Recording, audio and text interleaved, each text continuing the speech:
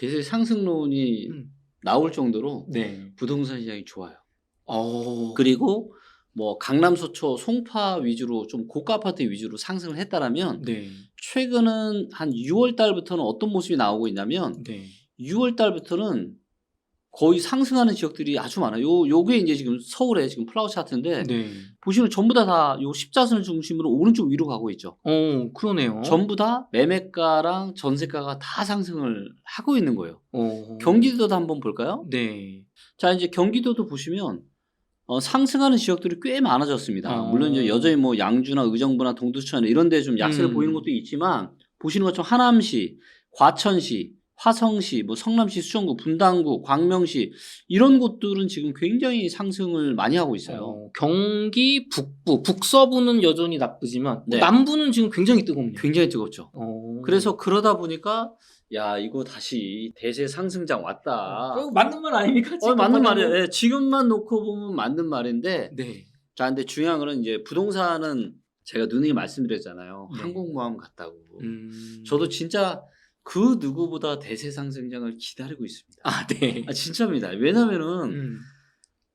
대세 상승장이 와야 사람들이 리치고도 많이 보고 그쵸, 이럴 그쵸. 거잖아요. 그쵸, 그렇기 그쵸. 때문에 저도 정말 왔으면 좋겠어요. 음. 근데 제가 아무리 이런저런 데이터를 들여다봐도 네. 지금은 대세 하락의 초입이고 물론 이제 일부 지방들은 지금 무릎 밑에까지 떨어진 지역들이 있지만 서울은 여전히 지금 상당히 이제 가격이 높고 네. 그리고 대세 하락의 지금 완전 거의 초입 정도라고 좀 보시면 될 것 같아요. 그러면은 지금 집값 바닥을 쳤다라는 의견이 있지만 대표님은 네. 이제 시작일 뿐이다. 그리고 제가 말씀드리고 싶은 게 뭐냐면 나중에 제가 데이터로 보여드리겠지만 네. 대한민국 부동산 이제 서울 아파트 시장에서 네. 지금 이제 데이터가 공개된 이후로 지금은 3차 네. 사이클이 진행 중이고요. 네. 이 보통 한번 사이클이 십몇 년이 걸려요. 상승과 하락의 사이클이. 네. 예. 자, 근데 이게 이제 보통 상승을 할 때도 뭐 7년, 8년씩 상승을 하고 네. 하락을 할 때도 5년, 6년, 7년씩 하락을 해요.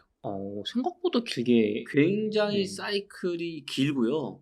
그렇기 때문에 이 부분은 좀 데이터를 좀 보면서 네. 지금 우리가 어디쯤에 있는지를 좀 명확하게 좀 보시고 네. 그리고 의사결정하셨으면 좋겠어요. 이게 우리가 작년 한 6월, 7월 달까지만 하더라도 네.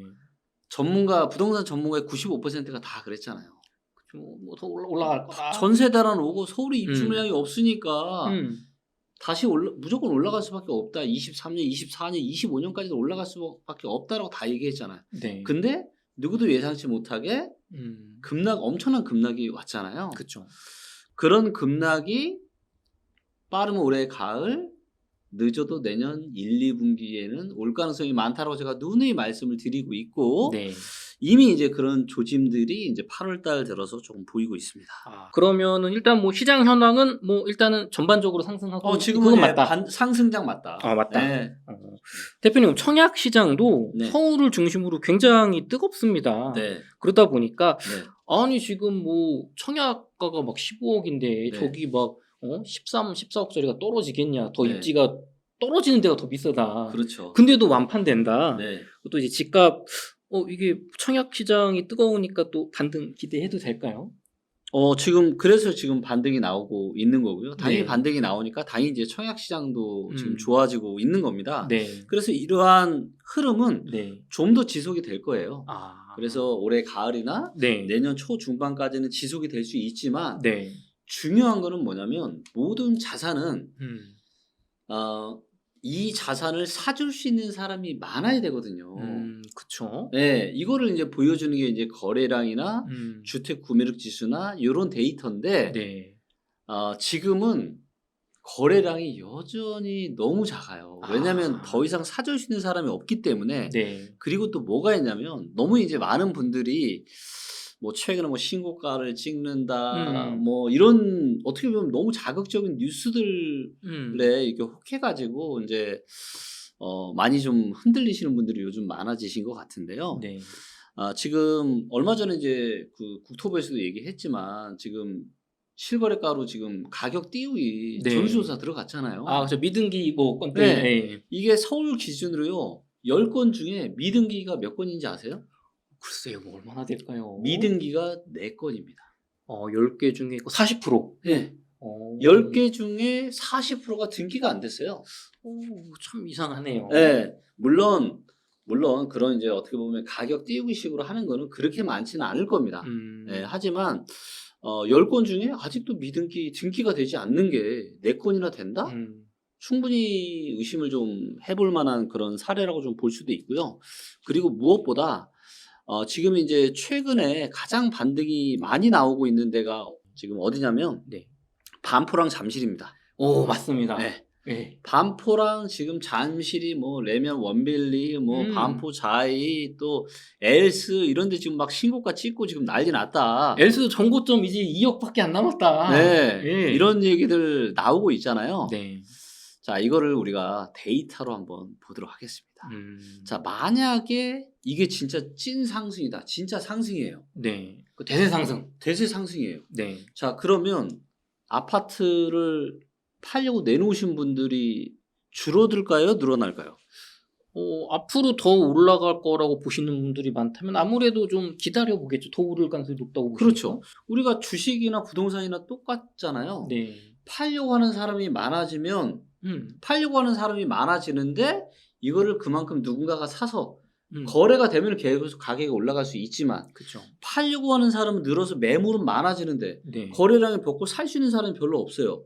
그럼 이거가 의미하는 바는 뭐죠? 언제가 될지 모르겠지만 떨어질 가능성이 좀 더 그렇죠. 높아지겠다. 왜냐면 수요가 줄고 있으니까. 그렇죠. 왜냐하면 모든 자산은 이 가격을 떠받쳐줄 수 있는 사줄 수 있는 사람이 있어야 되거든요. 자, 그런데 잠실을 한번 보겠습니다. 네.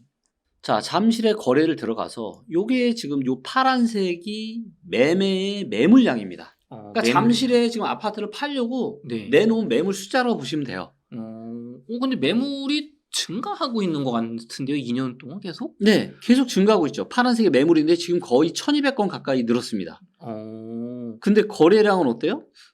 매물이 느는 속도만큼 거래량이 늘진 않고 있네요. 늘지를 못하고 있죠. 네. 거래량은 지금 정체되어 있습니다. 어느 정도 선에 정체되어 있냐면 한 60건, 70건에서 거래량이 정체되어 있는데 네. 지금 팔려고 시장에 내놓은 거는 거의 1200건 정도까지 지금 늘어났다는 거죠. 네. 자, 그리고 이제 잠실의 엘스를 한번 들어가 보도록 할게요. 네. 엘스에서 이제 최근에 그 신고가가 나온 게 네. 요게 이제 지금 45평형에서 지금 뭐 신고가가 좀 나왔다 뭐 이런 기사들이 좀 있거든요. 네. 근데 요거를 한번 호가를 한번 볼게요. 네. 자, 요게 이제 사람들이 심리를 알 수 있는 호가인데 네. 호가가 원래 30억까지 떨어졌다가 네. 이제 4월 달부터 어떻게 됐죠? 올라갔죠. 네. 네, 올라가고 그래서 34억까지 올라갔다가 6월 달에 네. 최근에 어떻죠 또? 호가가 최저 호가가 32억으로 한 2억 다시 정도 또 좀 지금 32억까지 또 떨어졌습니다. 예, 그러니까 신문에서는 지금 네. 잠실 S 지금 45평 신고가 쳤다라고 네. 기사가 나오지만 실제로 매물은 가격이 지금 내려가고 있습니다. 34억 최저 호가에 팔리지가 않으니까 내린다고 볼 수도 있을까요? 그렇죠. 그리고 이제 이런 거죠. 지금 같은 이 단기 반등장을 이용해서 오히려 내가 팔자. 요 정도면 괜찮아. 그렇죠. 다시 또 빨리 불확실하니까. 그렇죠. 자, 그러면 이번에는 한국에서 이제 가장 비싼 동네인 반포동을 가보겠습니다. 요즘 반포동 얘기 많아요. 반포 난리죠. 네. 자, 그러면 반포도 매물이 줄여야 되는데 반포도 매물이 어때요? 여기도 다시 늘고 있군요. 네. 여기도 지금 매물이 거의 1800건 가까이 지금 올라가고 있습니다. 네. 이 데이터가 이제 21년 한 5월 달부터 취합이 됐는데 네. 이 취합된 이후로 지금이 제일 많아요. 즉 반포나 잠실이나 네. 지금 아파트를 팔고 싶은 사람이 뭐다? 늘어나고 있다. 많아지고 있고 지금이 제일 많다. 만약에 이게 진짜 상승장이다? 매물을 걷어들여야죠. 그리고 이제 중요한 건 뭐냐면 데이터를 하나만 보시면 안 돼요. 자, 만약에 저 파란색 선인 매물 데이터는 늘어나는데 거래량이 받쳐주면서 늘어난다. 네. 전혀 문제 없습니다.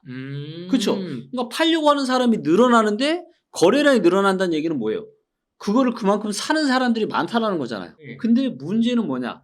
팔려는 사람은 많은데 사려는 사람이 없어서 거래량이 작아. 아. 자, 지금 이제 데이터를 딱 보시면 반포동의 거래량이요. 30건. 굉장히 자, 적네요. 이거를 전체로 볼게요. 네. 자, 많을 때는 얘가 150건, 막 100건이 넘어요. 네. 지금 보면 어때요? 역사적으로 봤을 때 굉장히 거래량이 작은 수준입니다. 예. 그러니까 이게 그러니까 매물이 늘어나면서 거래량이 받쳐주면은, 제가 아무리 뭐 주택구매력 지수가 안 좋고 해도, 이거 진짜 상승입니다. 이런 얘기를 제가 할 텐데, 네.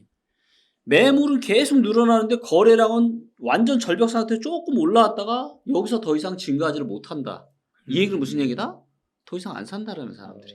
가격이 뭐 더 내려가면 사거나 혹은 뭐 매력적이지 않다. 매력적이지 않다. 불안하다. 네. 그러면은 요것도 보여주시니까 네. 또 집값 바닥이 아닌가 생각이 들기도 해. 그렇다면 역으로 질문 드려보겠습니다. 네. 이렇게 매물이 늘고 거래량은 적은 가운데 그럼 네. 강남이나 이제 송파 중심으로 네. 좀 단기 반등이 발생한 이유가 궁금하실 것 같아요.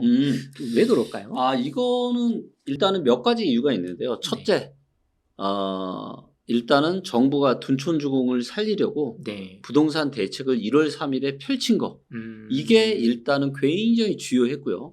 일단 30평형대 이상은 대출이 안 됐는데 네. 대출 싹 풀어줬잖아요. 네네. 네. 거기다 특별보금자리론으로 금리까지 또 완화해주고, 그래서 이런저런 또 규제 완화 정책으로 인해서 부동산 시장이 다시 좋아졌는데 거기에 또 주식시장, 주식시장이 또 2,200 정도에서 바닥 찍고 2,600 정도까지 올라왔었잖아요. 네, 또 2차 전지 뭐 이렇게 핫했죠. 네. 그렇죠. 그러다 보니까 금융시장도 또 안정화되고 부동산 시장도 안정화되고, 만약에 둔촌주공 1월 3일 대책이 없었다. 둔촌주공 난리 났을 겁니다. 네, 3개월짜리 단기 대출 받아서 사업을 진행했었으니까. 그쵸. 근데 정부에서 그걸 막으려고 지금 이렇게 네. 했던 거고요. 그래서 정부 정책과 금융시장이 안정화되고 주식시장은 좋아지고 환율은 내려가면서 뭔가 금융시장마저 안정이 되니까 다시 부동산이 단기 반등이 온 겁니다. 좋습니다, 대표님. 그럼에도 불구하고 네. 반대적으로 네. 급매물은 소진된 뒤에 네. 거래가 둔화되고 있기 때문에 네. 주택 경기가 회복됐다고 보기에는 무리라는 지적도 있습니다. 근데 네. 지금 또 대표님 보여주신 거 보니까 네. 진짜로 이제 거래가 많지 않거든요. 네. 그럼 이런 상황에 대한 분석은 어떻게 보시는지요? 지금의 요거는 단기 반등이고 그래서 찐 네. 반등 아니다. 그래서 지금은 뭐냐면, 그러니까 이게 너무 많은 분들이 지금 착각 속에 빠져 있는 게 뭐냐면, 네. 뭐 이거는 책에도 다 나와 있지만 대부분의 사람들은요 2, 3년밖에 못 봅니다. 2, 3년. 최근 2, 3년만 생각해. 최근 2, 3년 동안 부동산이 오르면은 부동산은 계속 올라가는 거구나. 또 최근 2, 3년이 안 좋으면 부동산은 또 계속 내려가는 거구나. 이렇게 생각을 해요. 네. 자, 그리고 이제 제가 얼마 전에 이제 제가 관리하는 리치고 이제 지역별 톡방들이 좀 있는데, 네. 이제 여기에서 이제 어떤 분이 그러시는 거예요. 지금은 제가 이제 그랬죠. 아직은 대세 하락 중에 이제는 완전 초입 정도라고 할 수 있다. 그리고 이게 좀 더 하락이 좀 더 길어질 수 있다. 그랬더니 이제 이분이 어떤 얘기를 하시냐면, 대표님, IMF 때는 반등이 금방 오지 않았냐. 2008년 금융위기 때는 2008년 하락했다가 2009년에 다시 반등 왔다가 2010년부터 다시 하락해서 2013년까지 하락했지만 IMF 때는 97년 IMF 터지고 나서 98년 가을에 바닥 찍었거든요.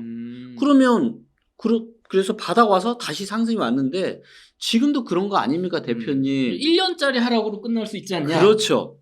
라고 저한테 물어보시는 거예요. 그럴듯한데요? 그럴듯하죠. 네. 그래서 제가 뭘 했냐. 네. 데이터로 부동산 초장기 사이클을 제가 분석을 했습니다. 그런 장기 데이터도 있나요? 네, 장기 데이터가 있고요. 이게 이제 물론 데이터의 한계가 좀 있을 수 있습니다. 자, 이게 뭐냐면 KB 부동산 월간 데이터 통계를 가지고 한 거고요. 네. 자, 이거의 통계 단점을 먼저 좀 말씀드릴게요. 네. 반응이 좀 느립니다. 그러니까 무슨 얘기냐면 실제로 최근에 데이터를 보면 22년 1월 달부터 약세를 보였거든요. 네. 네, 약세를 보이고 22년 상반기에는 약세가 약하다가 하반기부터 본격적으로 하락이 세졌는데 네. KB 통계를 보면은 22년 하반기부터 하락한 걸로 나와요. 그러니까 조금 시차가 좀 있어요. 좀 느리죠. 아무래도 이제 이 주택담보대출의 기준이 되는 또 이거다 보니까 그리고 뭐냐면 변동폭도 작아요. 그러니까 KB 통계 데이터를 보면은 22년 이후로 한 10% 빠진 걸로 나오거든요. 실거래가가 한 30%까지도 빠졌던 것 같은데요. 그렇죠. 근데 서울의 전반적인 통계 기준으로는 대략 22% 정도 빠졌거든요. 그러니까 이 상승률이나 하락률을 제대로 반영을 못하는 거예요. 이런 단점이 있지만 그럼에도 불구하고 큰 시계열을 아주 오랜 시계열을 보여주는 거는 이 KB부동산 통계밖에 없습니다. 그럼 막 8, 90년대 뭐 2000년대 초반에는 네. 저희가 뭐 실거래가 이런 데이터가 없으니까 그렇죠. 요게 유일하다. 그렇죠. 이런 단점은 있지만. 네. 그래서 이 데이터를 제가 분석을 했고요. 네. 그래서 이거를 제가 말씀드릴 텐데 이게 굉장히 중요한 내용입니다. 자, 이거를 제가 보여드릴게요. 네. 제가 이제 장기 사이클을 제가 다 분석을 했고요. 자, 이제 보시면 이제 데이터가 이제 86년부터 있어서 네. 요때 이제 이렇게 상승, 하락 사이클 또 그래서 1차 사이클이 끝났고요. 그 다음에 또 2차 사이클이 이제 IMF 끝나고 98년 말부터 네. 그리고 2013년 말까지 상승 또 하락 사이클. 그리고 나서 2013년 말부터 최근까지 상승 이제 막 하락 사이클이 시작이 됐습니다. 자, 그래서 요거를 제가 기간을 한번 이렇게 해봤습니다. 네. 기간을. 자, 요때는 이제 이전 데이터가 없으니까 아마 올랐겠죠.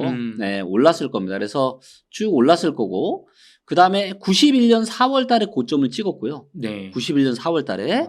그리고 저점을 언제 찍었냐? 98년 11월에 찍었습니다. 뭐 거의 한 7, 8년. 네. 7년 5개월을 하락을 했어요. 자, 이때도 보시면 고점 찍고 쭉 하락하다가, 네. 그 다음 횡보를 했죠. 네. 횡보를 하다가 97년부터 살짝 상승하다가 폭락을 왔습니다. 그쵸. 이때가 IMF 기간. IMF 때. 네. 요 폭이 작아 보이는데요. 네. 이때가 아파트가 40에서 50% 빠졌고요. 네, 상업용 부동산은 70%, 80%까지 하락했습니다.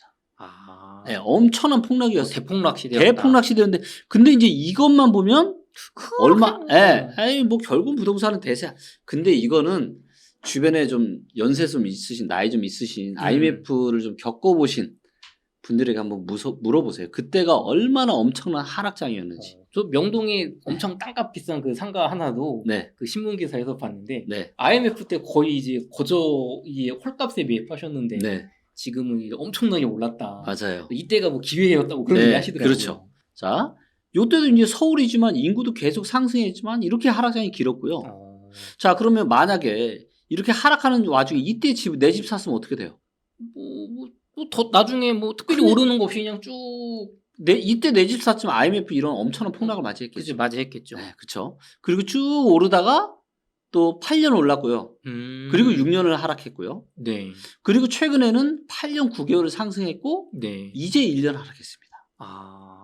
그러니까 이전에는 데이터가 없으니까 이전에도 뭐 한 7, 8년 이상 상승했겠죠. 네네. 그리고 7년 5개월 하락했고 8년 상승하고 6년 하락하고 또 8년 넘게 상승하고 이제 1년 하락한 겁니다.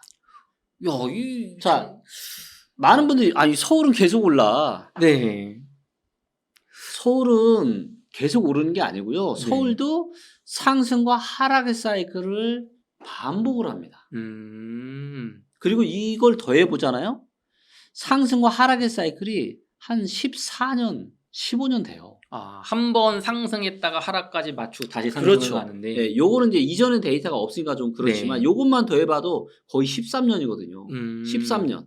한 번 상승과 하락의 사이클이 도는데 13년. 네. 요때는 2차 사이클 때는 14년. 그러면 13, 14년에 상승 하락 사이클이 있다라는 거잖아요. 네. 그리고 지금 이제 상승 사이클이 거의 9년 가까이 지속이 됐고 네. 이제 막 하락 사이클이 시작이 됐다라는 거죠. 근데 여기서 다시 이거를 1년만 딱 하락했다가 여기서 다시 대세 상승한다?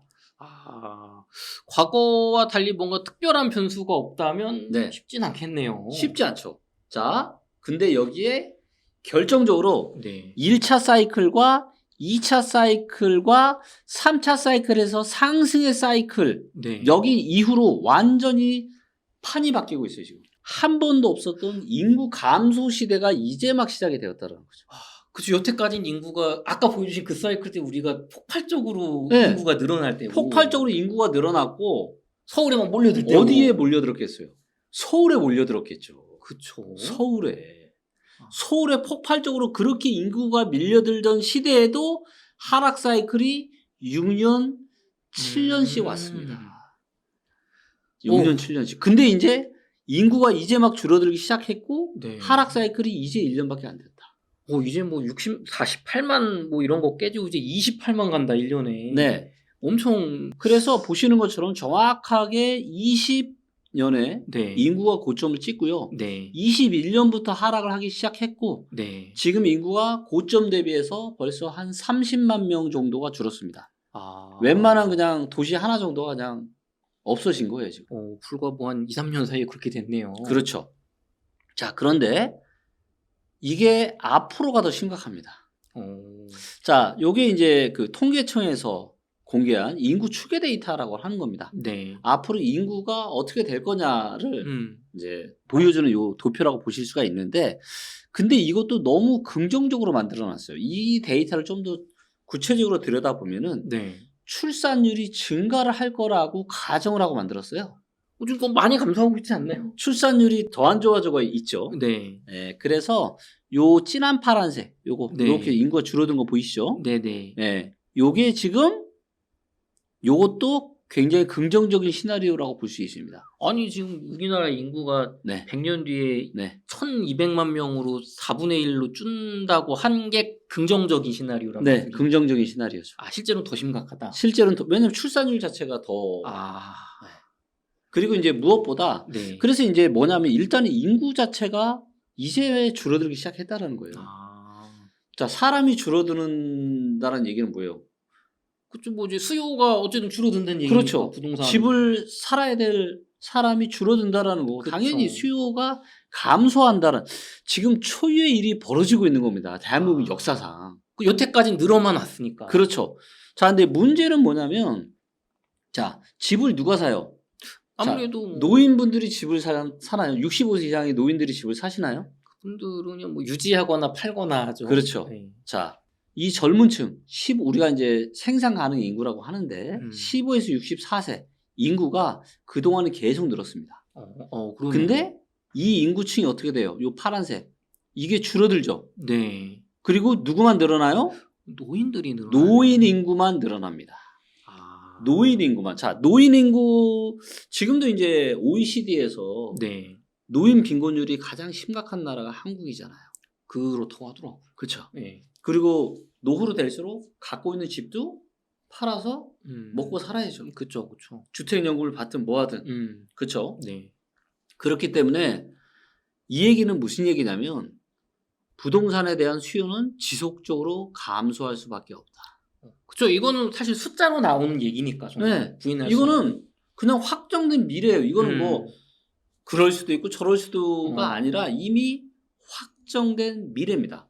그래서 제가 참, 정말 부자들이 발빠르다라고 제가 느낀 게 뭔지 아세요? 그게 뭐가 있을까요? 부자들은 지금 어느 부동산에 관심이 많을까요? 글쎄요, 뭐 해외 부동산 관심 많나요 혹시? 네, 해외 부동산에 굉장히 관심이 많습니다.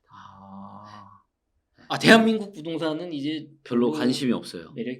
매력이 떨어지는구나. 네, 매력이 물론 이제 여전히 앞으로도 매력적인 지역들은 있겠지만, 네. 그리고 그런 과정 속에도 사이클은 있겠지만 큰 흐름상 대한민국 부동산에서는 별로 먹을 게 없다라고 판단들을 많이 하시는 것 같아요. 우리가 막 사업 투자를 해도 네. 뭐 IT나 이런 데 제조업에 막 거의 투자 안 하는 것처럼 네. 우리나라 부동산은 이제 큰 흐름으로 봤을 땐 좀 매력도가 이제 떨어지는 그렇죠. 흐름이다. 네네. 그래서 제가 뭐 무조건 제가 또 이렇게 말씀드리는 게 그럼 일본처럼 될 거냐? 아니에요. 그렇게 된다라는 말씀을 드리는 것이 아니라 네. 지금 또 이러다가 또 무조건 대세 상승 간다고 생각하시는 분들이 있잖아요. 네. 하지만 상황 자체가 대세 상승으로 가기에는 지금 당장 가기에는 쉽지 않다. 그리고 여전히 거품이 너무 많아요. 네. 거기다 또 한 가지 문제가 뭐냐면 추가적으로 지금 부채 문제가 굉장히 심각합니다. 자, 이때 IMF 때는요, 가계는 그쵸, 건전했어요. 이때 뭐 대출도 잘 안 해줬다고 하더라고요. 예. 근데 이때는 기업 부채가 심각했죠. 대우그룹. 그렇죠. 그래서 기업 부채가 GDP 대비해서 100%가 넘었던 시기고요. 근데 지금은요, 기업 부채뿐만이 아니라 가계 부채 둘 다 지금 굉장히 심각합니다. GDP 대비해서 100%가 훌쩍 넘어요. 맞아요. 그거 낮춰야 된다고 하시더라고요. 네. 그래서 이제 전세자금 대출까지 합하면 네. 전 세계 1등이 한국입니다. 지금 우리 말하는 가계부채는 전세자금 대출이 포함이 안 되죠. 네. 그러면 정말 심각하긴 하죠. 그렇죠. 그러면 이제 GDP 대비해서 거의 150% 이상까지 육박한다는 얘기가 있습니다. 그렇기 때문에 지금은 그러니까 제가 제일 염려하는 게 이거예요. 사실 우리가 자산에 있어서는 최악의 의사결정만 안 하면 되거든요. 네. 최악의 의사결정. 굳이 무릎 밑에서 사고 어깨 위에서 팔고 이런 거 안 해도 돼요. 최악의 의사결정만 안 해도 됩니다. 최악의 의사결정은 뭐냐? 어깨 위에서 사는 거예요. 그리고 무릎 밑에서 파는 겁니다. 그렇죠. 근데 생각보다 이런 잘못된 의사결정을 하시는 분들이 굉장히 많아요. 그리고 데이터를 봤을 때 지금 하락이 왔다가 다시 반등이 와서 네. 실거래 기준으로는 22%를 하락해서 지금 10% 정도 상승했습니다. 서울 같은 경우는. 네. 그래서 여전히 지금 뭐예요? 서울은 어깨입니다. 어깨. 자, 그러면 조금 명치로 좀 갈려다가 다시 올라갔다. 그렇죠. 자, 그러면 어깨에서는 잘못된 의사결정이 뭐죠? 그때 사면 비싼 거. 그렇죠. 어깨 정도에서 사는 게 잘못된 의사결정이라는 거예요. 그래서 제가 뭐 지금 대세 폭락이 올까 뭐 팔아라 이런 말씀을 드리는 것이 아니고 지금은 또다시 좀 거품이 빠졌다가 다시 올라와서 지금 또 거품이 생기고 있고 네. 그 다음에 초장기 사이클을 보니까 하락이 한번 시작되면 생각보다 굉장히 이 하락 사이클이 길게 올 수도 있구나 라는 걸 제가 말씀드리고 싶은 거고 그래서 지금 서울에 내 집 마련하는 거는 잘못된 의사결정일 가능성이 높다. 조심하셔라. 네.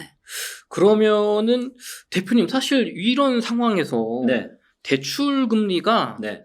야금야금 올라가고 있는 것 같아요. 네. 그렇죠. 지난번에 대표님 모셨을 때는 제가 요즘 뭐 대출 금리 4% 최저점 보금자리로는 별로 매력적이지 않은 거 아닙니까? 이런 얘기도 드렸던 것 같은데 네.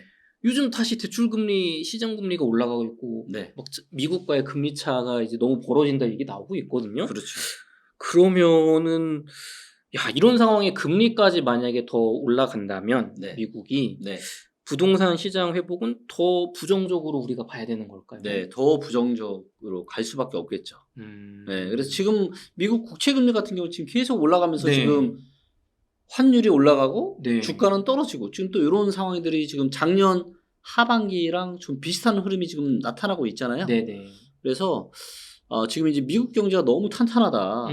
네, 그래서 이제 금리가 지금 더 올라갈 수도 있다. 이런 우려들이 나타나고 있고 또 무엇보다 원유가 또 올라가면서 네. 유가가 다시 또 올라가면서 좀 잠잠해지던 물가 어떤 이런 우려에 대한 이런 부분들이 더 이제 또 지금 좀 심각해지고 있고 그렇기 때문에 지금은 부동산 시장에 대해서 너무 이렇게 좀 긍정적으로만 보시는 거는 굉장히 좀 위험할 수 있다라는 말씀을 좀 드리고 싶습니다. 대표님 그러면은 부동산 시장에서 이제 좀 뭐 완전한 회복 시기 혹은 뭐 내 집 마련이나 투자를 하기 좋은 시기 네. 뭐 언제쯤이라고 보시나요? 혹은 뭐 특정한 신호도 말씀해 주셔도 좋습니다. 네. 요거는 제가 시나리오를 2개 정도로 생각하고 있습니다. 2개. 네. 자, 이제 보시는 것처럼 한번 하락 사이클이 시작이 되면은 7년, 6년씩 하락 사이클이 됐습니다. 네. 자, 7년, 6년. 요번에 좀 줄어든다 해도 한 5년이겠죠. 네. 자, 그러면 이제 하락이 이제 1년째 하락 중인데 네. 그러면 언제 정도의 바닥이 올 거냐? 28년 가까이 돼야 바닥이 옵니다. 과거 사이클이 비슷한 사이클이 온다라는 가정 하에는 네네. 요게 이제 제가 바라보는 첫 번째 시나리오고 제가 생각하는 두 번째 시나리오는 뭐냐? 여기서 이제 지금 반등이 나오고 있잖아요. 네. 반등이 조금 더 지속되다가 올해 말이나 내년 초부터 다시 급락하는 시나리오. 네. 급락 그냥 하락이 아니라. 네. 요거는 급락이고 저는 여기서는 이제 2번이죠. 2번 신호래요. 즉 28년 정도 과거 사이클처럼 진행이 돼서 28년 정도의 바닥이 올 가능성보다는 좀 더 이제 급락이 와서 2차 찐하락이 와서 바닥이 좀 더 빨라질 수 있다. 아. 그래서 저는 한 25년이나 만약에 이제 제가 예상하는 대로 좀 만약에 급락이 나타난다. 네. 그럼 굉장히 급격 하락이 나타날 수 있습니다. 부채 문제 여러 가지 지금 또 뭐 중국의 문제 뭐 여러 가지 이런 것들이 많잖아요. 그래서 그러면 이제 급락이 또다시 나타날 거고 그럼 거품이 굉장히 많이 빠질 겁니다. 그러면 25년이나 26년 정도에는 조례 매수 찬스가 또다시 서울에서 올 수 있다라는 거죠. 그럼 어떻게 보면 하락폭이 크면 클수록 거품이 빨리 제거되기 때문에 그렇죠. 내 집 마련이나 이제 투자 갈아타기를 더 시점이 빨라지는 거겠네요. 그렇죠. 매력적인 가격이 되니까. 맞습니다. 그리고 일부 지방 제가 누누이 말씀드리지만 네. 서울 말고 일부 지방은 달라요. 일부 지방은 24년에 바닥 찍고 대세 상승 시작할 겁니다. 일부 지방은 벌써 이런 거품이 다 제거됐다고 보신? 이미 무릎까지 지금 떨어진 지역이 거의 다 보이거든요. 왔다. 네. 네. 그래서 조금만 더 떨어지면은 아주 이제 10년에 한 번 올까 말까 조례 매수 기회가 올 것 같습니다. 중국 부동산 네. 한번 좀 질문을 드리고 싶은데 네. 그 최대 부동산 개발 업체인 네. 컨트리가든 네. 벽개원이라고 하더라고요. 네네. 그것도 그렇고 또 이제 헝다 네. 그 미국의 파산 보호 신청 그렇죠. 했잖아요. 네. 그래서 그러한 것들이 또 국내에 미치는 영향이 네. 있는 걸까요? 이게 또 중국 이슈가 또 크게 또 한국이랑 연결이 안 되는 것 같기도 하고 어떻게 보시나요? 일단 이제 한국은 이제 수출로 사실 밥 먹고 사는 나라인데 거기서 가장 큰 비중이 중국이에요. 네. 네, 그렇기 때문에 이제 중국 경제가 지금 좋으냐 안 좋으냐가 굉장히 중요한데 네. 최근 놓고 보게 되면 이제 대중국 수출이 계속 지금 감소를 하고 있습니다. 네. 그만큼 지금 이제 중국 경제 상황이 안 좋고요. 그리고 이제 중국 경제에서 부동산이 GDP에서 차지하는 비중이 거의 4분의 1 정도라고 합니다. 네, 4분의 1 가까이가 부동산으로 이제 떠받들어진 게 중국 경제인 거죠. 네. 근데 이제 여러 이제 중국 기업들이 작년부터 사실은 이런저런 말들이 지금 나왔고 네. 최근에 이제 문제되고 있는 컨트리 가든 같은 경우는 2017년부터 매출 기준으로요. 중국 1등 부동산 업체입니다. 그러니까 중국 1등은 한국으로 따지면 우리가 뭐 말만 하면 다 아는 이 그러네요. 건설사, 네. 최고의 건설사가 지금 무너지고 있다라는 거거든요. 네. 그만큼 지금 굉장히 심각한 상황으로 지금 가고 있고 네. 이런 것들이 지금 이제 작년부터 계속 지금 문제가 생기고 있는 거잖아요. 그래서 지금 1위 업체까지 지금 문제가 생겼는데 이게 문제가 뭐냐면은 부동산 기업에 문제가 생기면 부동산 기업으로만 끝나면 모르는데 부동산은 항상 뭐가 같이 붙냐면 금융이 같이 붙습니다. 근데 지금 이 부동산 개발 업체들이 문제가 되다 보니까 뭐 이와 관련한 신탁 회사들도 같이 지금 문제가 되고 있고 네. 이런 부분들이 아마 이제 9월 달에 최종적으로 어느 정도 모습이 나오게 될 것 같은데 굉장히 지금 좀 위험한 국면으로 지금 좀 가고 있다. 그리고 그렇게 되면 당연히 이제 중국 경제가 지금 디플레이션으로 갈 수도 있는 이런 우려가 되고 있고 네. 그래서 중국도 지금 인구 감소가 오고 있고 중국도 일본처럼 되는 거 아니냐 이런 우려가 있고 한국은 수출을 밥 먹고 사는 나라인데 중국의 비중이 굉장히 중요했는데 이것들이 계속 지금 줄어들고 있다라는 거. 결국은 그러다 보니까 이제 한국 같은 경우도 지금 상저하고를 꿈꿨는데 네. 지금 하반기가 상당히 지금 우려스럽다. 그래서 6월, 7월 달에 지금 무역 적자가 어찌됐건 그래도 조금 회복을 하다가 네. 지금 8월 달 들어서 다시 또 벌써 이미 한 30조인가 적자가 다시 또 엄청 또 커지고 있습니다. 그렇군요. 네. 그러니까 저도 이거 궁금해서 네. 좀 자료를 찾아보니까 네. 아무래도 이제 부동산이면은 의식주랑 연관된 거라서 그렇죠. 거기서 만약에 중국 사람들이 문제가 터지면 네. 아무래도 그 소득이나 네. 뭐 빚 갚는 거나 이런 거에 있어서 소득이 위축될 수, 소비가 위축될 수 있잖아요. 그럼요. 그럼 경제가 안 좋아지는 거고. 네. 그래서 최근에도 보니까 그 유커들이 네. 2019년에 한 월 50만 명 정도가 우리나라를 찾았다고 그러더라고요. 네. 근데 지금은 10만 명 정도밖에 안 된대요. 네, 그래서 잠깐 지금 이제 그 호텔 신라나 이런 네. 주식들 잠깐 올라갔는데 네. 다른 거는 올라가지 화장품이나 이렇게까지 올라가지 못한다고. 그렇죠. 그러니까 이게 중국이 아무래도 경제가 좋지 않으니까. 그럼요. 더군다나 한국도 그렇지만 네. 우리가 자산에서 제일 큰 게 네. 부동산이잖아요. 그러니까요. 근데 지금 중국도 통계 데이터가 문제인데 네. 중국도 통계 데이터를 보면 뭐 4%, 5%, 6% 빠진 걸로 나오는데 네.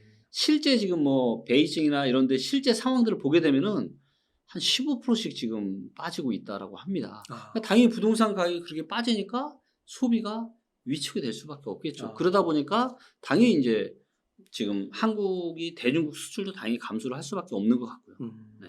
또 우리나라가 반도체 산업이면 네. 수출이고 네. 대중 수출이 좀 악화가 되고 이러면은 뭐 반도체 기업들도 안 좋아지고 그러면은 네. 뭐 인센티브나 이런 소득도 줄어들 거고 그럼요. 그럼 부동산을 좀 사거나 네. 빚 감당하는 데 있어서 좀 부담도 생기고 결국에는 그렇죠. 좀 시간이 지나면 그렇게 되겠네요. 그럼요. 그리고 이제 이런 중국 부동산의 하락이 중국과 홍콩 증시에 당연히 이제 안 좋은 영향을 미칠 거고 또 거기에는 여러 가지 ELS나 뭐나 또 각종 파생상 이런 다 연결이 되어 있잖아요. 네. 그렇기 때문에 이것들이 자칫 많은 분들이 좀 우려하는 그런 최악의 상황까지 좀 안 갔으면 하는 마음입니다. 그 앞서서 네. 좀 지금 집값이 상승하고 있는 네. 그런 모습이 나타난다고는 하셨잖아요. 네. 근데 한 가지 궁금한 게 그게 네. 일부 지역인가요? 아니면 전체적으로 전국적인 아, 현상인가요? 전체적으로 지금 계속 퍼지고 있어요. 아, 퍼지고 상승의 있어요. 지역이. 아, 그렇긴 하고 네, 상승의 있군요. 지역들이 계속 퍼지고는 있는데 문제는 뭐냐면 음. 이게 거래량이 따라줘야 되는데 아, 거래량이 따라주질 못하고 있어요. 네, 물론 조금 회복은 됐지만 여전히 평균보다 상당히 작은 거래량으로만 지금 진행이 되고 있거든요. 네. 네. 아, 그렇군요. 그러면은 그 금리적인 부분도 좀 여쭙고 싶은데 네. 그 주담대가 뭐 7%도 나왔다고는 하더라고요. 네. 근데 그거는 근데 너무 극단적인 상황이라고 봐야 되는 거 아니에요? 그렇죠. 그리고 이제 그거는 아마도 이제 미국의 이제 모기지 네. 금리를 얘기한 것 같고요. 아. 미국의 모기지 금리가 지금 7%를 넘어섰습니다. 아, 그래요? 예, 예. 그래서 한국은 아직 그 정도는 아니고요. 하지만 분명한 거는 지금 미국도 계속 지금 금리가 올라가면서 한국도 이제 담보대출 금리나 이런 거에 지금 영향을 좀 받아서 조금씩 올라가고 있는 이런 상황으로 보여집니다. 아, 네. 근데 이제 결국에는 네. 이게 지금 일시적 반등이라고 네. 약간 일시적인 현상, 데드캣 바운스 뭐 이런 네. 정도로 얘기를 해주셨는데 네. 근데 이제 정부가 네. 하는 정책들 네. 내고 있는 것들을 보면 네.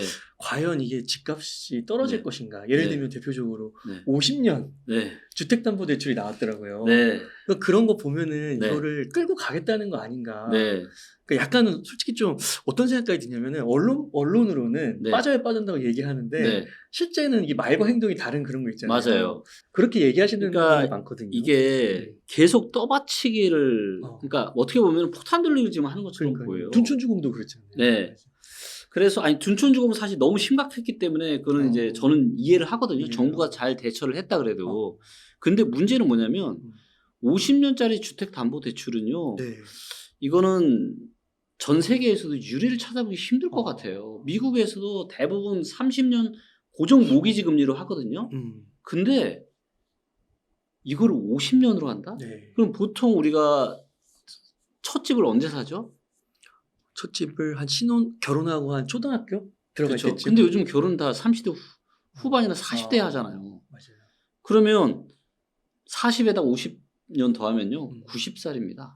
아, 그러네요. 35세에 내 집 마련을 해도 50년 갚으면요. 85세입니다. 죽고 나서도 이걸 다 못 갚을 수가 있어요. 그리고 저는 이거 50년짜리 이거 대출이 저는 정말 심각하다고 보는데 자, 대부분은 우리가 주택담보대출을 받으면 상환 방식이 뭐냐면요. 원리금 균등 분할 상환 방식입니다. 원리금 균등. 자, 이게 뭐냐면 원금과 이자를 매달 내는 돈이 똑같다는 얘기예요. 네. 자, 그럼 이거를 50년 동안, 그러니까 예를 들어서 뭐 내가 집을 사서 매달 200만 원씩 갚아요. 네. 그럼 이 200만 원을 50년 동안 갚아야 되는 겁니다. 자, 근데 문제는 뭐냐면 내가 한 20년이나 30년 뒤에 아니면 10년 뒤에 내가 이걸 갚을 수도 있잖아요. 그렇죠? 네. 근데 만약에 이 집을 내가 뭐 대출을 10억을 받았다. 그러면 10년, 20년이 지나도 내 원금이 까진 거는 거의 없습니다. 전부 다 이자예요. 네. 자, 이게 뭐냐면 원리금 이 그래프로 보여드리면 이렇게 됩니다. 얘가 원금이고요. 얘가 이자입니다. 네. 자, 무슨 얘기냐면 원리금 균등 분할 상환 방식은 철저하게 은행에 유리한 방식이에요. 즉 중간에 내가 이 대출을 갚으면 나는 그동안 내가 매달 상환하는 200만 원은 거의 다 이자예요. 내 원금이 까지는 게 없어요. 그러니까 대부분의 사람들은 잘 모르고 원금과 이자를 뭐 한 반반 정도씩 내는 걸로 착각을 하시는데 이게 아니다라는 거예요. 이게 어떤 문제가 있냐면 이게 30년이 지나도 내 원금은 4분의 1이나 갚을까 말까. 이걸 뭐 정확히 계산을 해봐야 되겠지만 처음 10년, 20년, 30년 동안은 내가 매달 갚는 거에서 원금 까지는 게 없다라고요. 그럼 예를 들어서 내가 30세에 집을 샀어요. 그럼 50년짜리 대출 받았는데 내가 한 60세 됐을 때 내가 이거를 갚으려고 해요. 그때부터 원금이 까지는 거예요. 60세 원금이 거의 다 남아있을 거라고. 아, 그러니까요. 그 네. 60세 됐을 때부터 이제 갚아야 그럼요. 원금이 까지는 거. 근데 이거를 50년짜리로 만들었다? 저는 이거 나중에 진짜 큰 문제 될 것 같아요. 이거는 단순히 뭐 이거는 부동산 부양 정책의 문제가 아니라 이거는 금융권이 부실해질 거예요. 왜냐하면 앞으로 30년이 되면 이미 이제 인구가 감소를 하기 시작했잖아요. 네. 부동산 시장이 우리가 인구가 계속 성장하던 시대와는 분명히 다른 흐름을 보일 겁니다. 네. 근데 내가 50년을 대출받았는데 30년 뒤에는 지금보다 인구가 훨씬 많이 줄어있을 거예요. 진짜 이거는 금융권까지 심각하게 문제가 될 수 있는 너무 위험한 정책으로 저는 판단하고 있고, 그러다 보니까 원래 이거를 나이 제한이 없었어요. 그래가지고 나이가 60세, 70세이신 분들도 50년짜리로 받은 거예요, 대출을. 그래서 이제 한 달 사이 지금 1조 넘게 지금 대출이 나가는데, 그래서 이거의 심각성을 깨닫고 일단 뭐 연령 조정을 좀 하겠다. 지금 이렇게 얘기가 지금 나오고 뭐 있어요. 30살부터 할 수 있고. 네. 네. 네. 근데 이걸 하는 목적이 뭐라고 보세요? 아, 진짜, 아니, 이건 진짜 저는 이렇게 진짜 심각한 너무, 이거 저도 물어보고 싶어요. 도대체 이걸 무슨 생각으로 이걸 만드셨는지. 예. 이거 없애야 돼요. 이거. 아니, 50년 이게 말이 되나요? 그러니까 지금 당장만 모면하려는 이런 정책들이죠. 근데 나중에는 더 큰 리스크를 불러올 수 있는. 예. 그렇기 때문에 제가 말씀드릴게요. 여러분들의 인생을 담보로요. 50년짜리 이 주택담보대출 받지 마세요. 그리고 무엇보다 원리금 균등 상환 방식으로 받았다가는요. 10년, 20년, 30년을 갚아도 여러분들의 원금은 거의 까지는 게 없을 겁니다.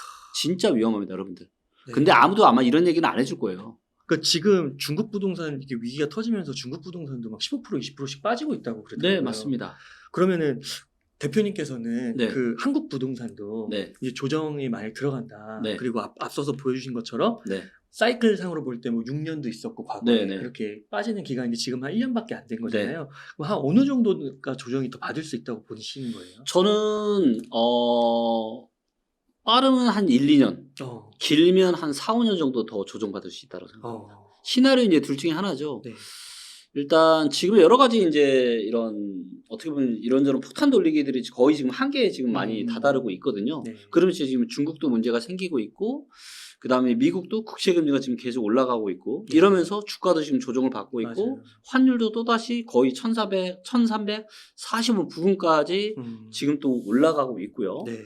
그래서 뭐 그 누구도 장담은 할 수는 없지만 또다시 작년 하반기와 같은 뭔가 심각한 상황이 나타날 수가 있거든요. 네.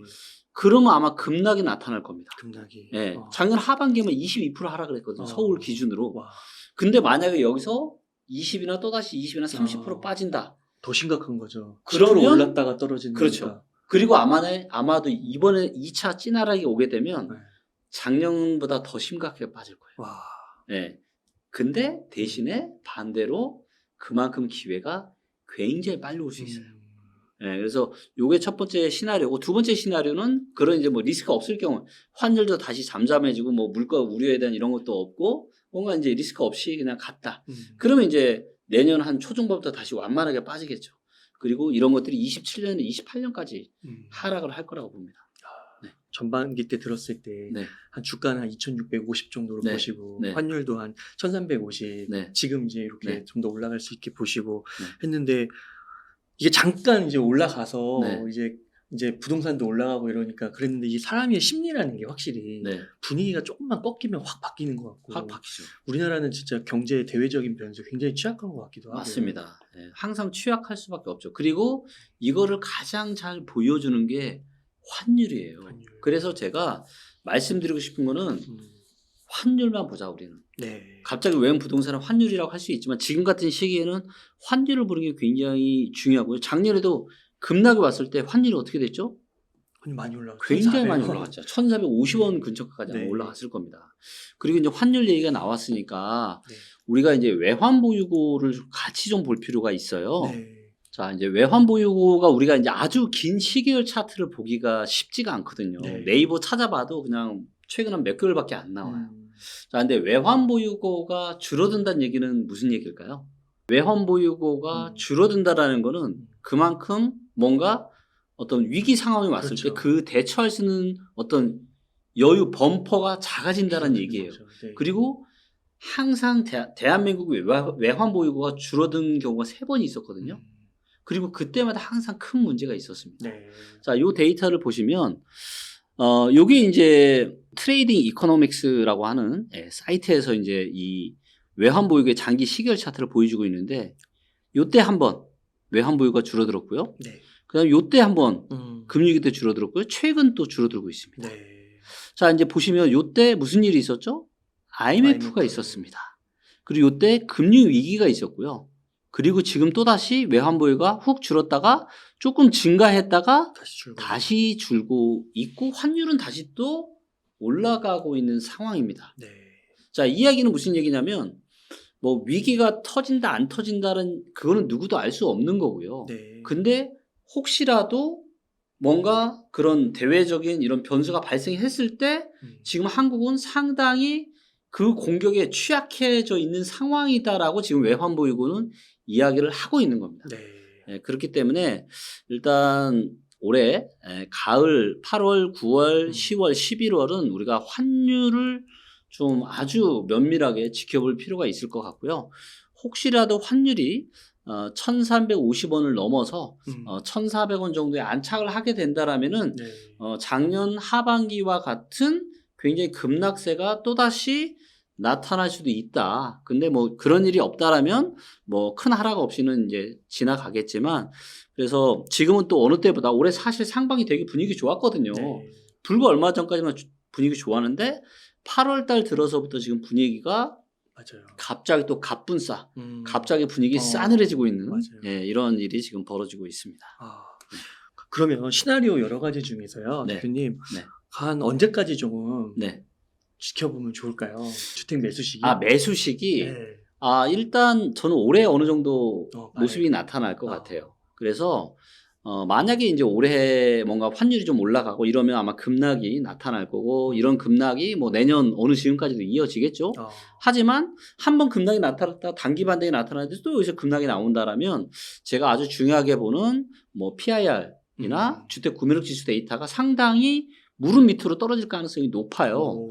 그렇게 된다라면은 보통의 하락 사이클이 오면은 막 5년, 6년씩 하락을 했는데 이번에는 5년, 6년이 아니라 이 하락 사이클이 뭐 한 3년 안짝으로 네. 끝날 수 있다. 그러면 내년 말이나 25년 정도에는 상당히 이제 좋은 매수 기회가 올 수도 있다라고 좀 보여지고 있고요. 네. 하지만 그런 시나리오가 아니면 좀 늦어질 텐데 네. 그리고 이런 거와는 상관없이 일부 지방 지역은 내년부터는 바닥 찍고 대세 상승을 할 겁니다.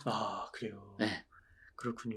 일단 눈여겨 보셔야 되는 지역이 가장 안 좋았던 네. 인천 대구. 인천 대구는 내년부터 눈여겨 보셔야 됩니다. 그 다음에 충남 충북, 네. 그 다음에 전북, 그 다음에 울산, 네. 그 다음에 경남, 경북 이런 지역들은 좀 눈여겨 보실 필요가 있어요. 이미 데이터로 무릎 밑에까지 떨어진 지역들이거든요. 그러니까 지금 대구들 많이 네. 현금 있으신 분들은 대구 네. 많이 노리시는 것 같더라고요. 네. 그렇죠. 원래 이제 우리가 투자라는 게 항상 그렇잖아요.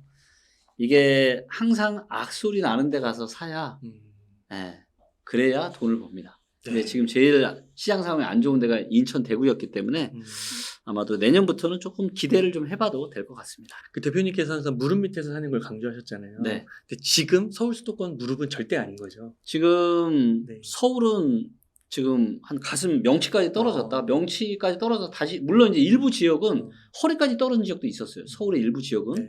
근데 최근에 분위기가 좋아지면서 다시 명치나 어깨까지 올라와서 지금 다시 또 거품이 또 쌓여서 서울은 절대 지금 조심하셔야 되고요. 정말로 여러분들 착각에 빠지시면 안 됩니다. 서울은 계속 올라간다. 아니에요. 우리가 과거 데이터를 봐도 서울도 한번 하락이 오면은 5년, 6년씩 굉장히 오래 하락을 했고 그 하락하는 와중에도 항상 단기 반등장은 있었다. 그렇기 때문에 그런 단기 반등장에 절대 우리는 속지 말자. 이렇게 말씀드려볼 수 있겠습니다. 네. 뭐 중국, 글로벌, 뭐 금리 이런 여러 가지 뭐 소득 수준, PIR 이런 거 봤을 때 네. 진짜 확실히 뭔가 조금 좋아 보이는 게 딱히 없긴 한 것 같습니다. 네. 굉장히 위험한 게 너무 많죠. 그러니까 이게 그러니까 저는 이제 굉장히 중요하게 보는 게 지금 물가거든요. 물가. 물가가 지금 진정이 될 거냐 말 거냐. 이걸로 인해서 결국은 미국의 금리 추이가 결정이 될 거고 또 한국의 금리 시장에 영향을 받을 텐데 왜 제가 이걸 중요하게 보냐면 한국은 지금 기업이나 개인이나 부채가 역사상 가장 많아요. GDP 대비해서 둘 다 100%가 넘는 아주 초유의 부채가 너무 넘쳐나는 시대를 살고 있어요. 네. 근데 이게 이 부채 폭탄이 터지느냐 안 터지느냐는 바로 금리거든요. 네. 이 금리가 안정화가 된다라면은 어떤 부채가 좀 많아도 이게 연착륙을 할 수가 있겠지만 네. 만약에 지금같이 고물가 시대가 계속 유지가 된다? 못 견디죠. 이러면 맞죠. 못 견디는 사람들이 계속 많아질 거고 결국에는 이게 폭탄이 네. 터질 수밖에 없다고 좀 보고 있습니다. 네. 그러니까 이게 되게 조심해야 되는 게 그 금리 한 5월 달까지만 해도 네. 금리 인상 다 끝났다. 맞아요. 사이클 끝나고 금리나 뭐 연말이 시작된다 뭐 이런 얘기까지도 있었고 막 네. 금리는 이제 끝났다. 변수로서. 근데 이게 계속해서 이렇게 영향을 미치네요. 그럼요. 이게 이제 1970년대 그때 인플레이션 시대가 왔을 때 인플레이션 우려가 완화됐다가 또 다시 올라가고 네. 이런 경우가 발생을 했는데 이번에도 아마 저는 비슷한 흐름이 나오지 않을까 예상을 합니다. 진짜 이런 거 보면은 진짜 섣불리 어느 네. 한쪽에 이렇게 막 몰빵하기보다는 그럼요. 항상 조심하고 네. 자산 배분하고 네. 레버리지를 쓰더라도 감당 가능한 범위 그럼요. 맞습니다. 제일 중요한 것 같습니다. 네. 네, 오늘 대표님 너무 감사드리고요. 대표님 그러면 끝으로 네. 시청자님들께 하시고 싶으신 말씀, 강조하고 싶으신 말씀 일단 부탁드리겠습니다. 네. 그 누구보다 부동산 찐 상승을 바라고 있는 김기원입니다. 네, 진짜 누구보다 상승이 빨리 왔으면 좋겠어요. 근데 저도 너무 빨리 얘기를 하고 싶지만, 제가 데이터에 근거해서 하기 때문에 그렇게 못하고 있고요. 하지만 내년부터는 좀 김기원의 스탠스가 좀 많이 달라질 겁니다. 네. 내년 어느 즈음부터는 네. 이제는 사도 된다라는 얘기를 제가 아마 많이 하게 될 것 같고요. 그때는 그동안 정말 김기원 맨날 얘는 진짜 하락론자가 아닌가 싶을 정도로 네. 이렇게 위험하다, 삶은 위험하다 이런 얘기만 했었는데 내년부터는 제가 좀 스탠스가 많이 바뀔 예정이니까 한번 지켜보시면서 데이터에 근거해서 여러분들의 소중한 자산 잘 지키셨으면 좋겠습니다. 네, 감사합니다. 이렇게 해서 데이터 노우즈 리치고의 김기현 대표님을 모시고 이야기를 나눠봤습니다. 긴 시간 동안 유익한 인사이트 많이 나누셔서 감사의 말씀드립니다. 오늘 고생 많으셨습니다. 네, 고맙습니다.